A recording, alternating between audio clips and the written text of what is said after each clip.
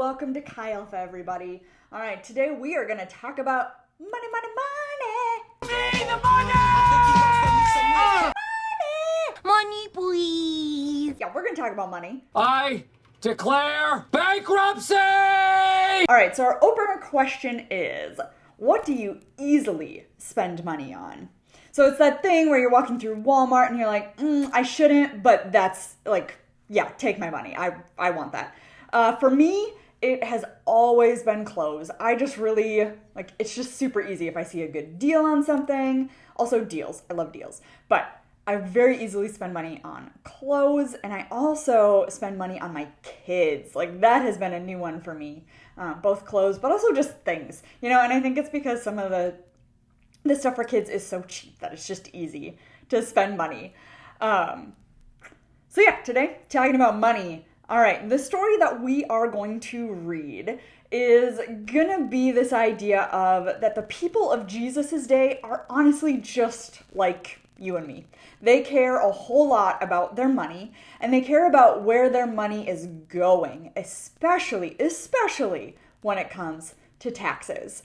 I mean, we all hate it when we get a paycheck and we see so much of our money being taken away going to taxes. Well, greetings from your friendly neighborhood tax collector. Oh, take it easy on me. Well, the Israelites were the exact same way, and they were taxed ridiculously high. We're talking like 50% of their income was taxed.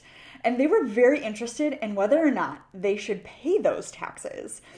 Israelites paid taxes both to the government and then also to the temple. And there are going to be two groups of people who are coming to Jesus with the question of should we pay taxes. And they're going to be the Herodians and the Pharisees. Herodians is a hard word. It's fine.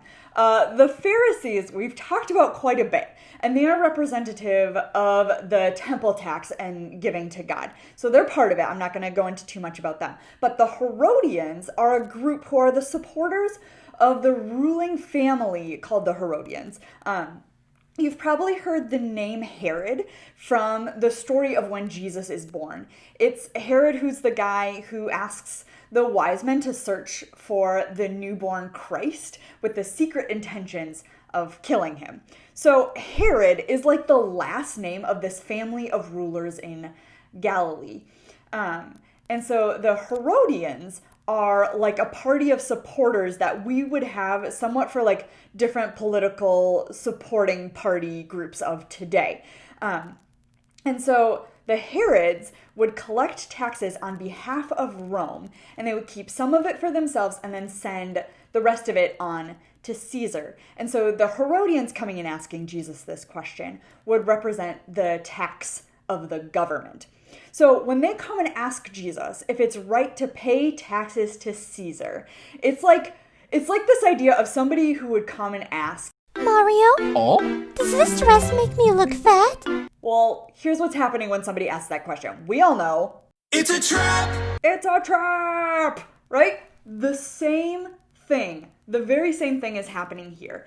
They're trying to see if Jesus will align with the political ruling of Rome and Caesar, which the Israelites are not fans of, or if they can get him to go against it. Because no matter what Jesus answers, it's bad. It's a trap.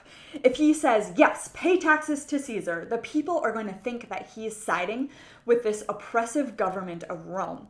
And then if he says, no, don't pay taxes, it will be like him saying, I'm putting myself against the Roman government, and that could be used to incriminate Jesus, which is the intention of the askers.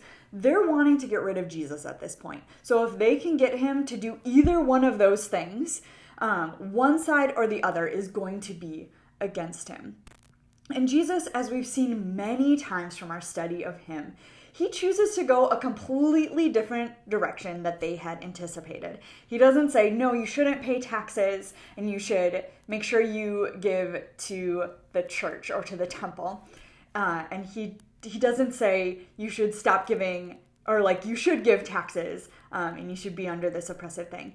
They want to trap him with that yes or no answer, that either or. But Jesus is like, well, Well, both. And I think it's just really interesting to see how he answers.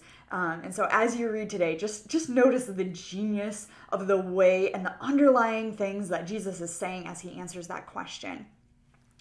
Now, I think for us, it's a really good practice to think about how we're using our money and bringing it to that question of like, how would God have us use our money? Because for me, I can think, okay, I'm doing pretty good at following Jesus, but then when I'm challenged about how I'm using my money, I think for me, that is just a really good reality check as to like where my faith is at. And as Jesus says in another spot, where our money is, there will our hearts be also. It isn't necessarily about God wanting or needing our money. The idea is that money is a gauge to measure where our hearts are. I hope that you guys feel challenged as much as I do by this topic, and that we can be people who can have a godly perspective on money. And I know that as we can talk about money, even for me, it's a really delicate topic. And so as we go through this, remember to have compassion and patience both with yourself, because I know that like even I can get really antsy or anxious about it, but also remembering to have that for others as well. So let's work to be more like Jesus, who didn't really care what someone's worldly possessions or position or wealth was. He saw each person as a valuable person. So let's work to do that today and better understand finances and how we can use them for the kingdom of God. I hope you guys have a great small group, that you feel challenged, and that you have a great discussion. And I'll see you guys next week. Peace.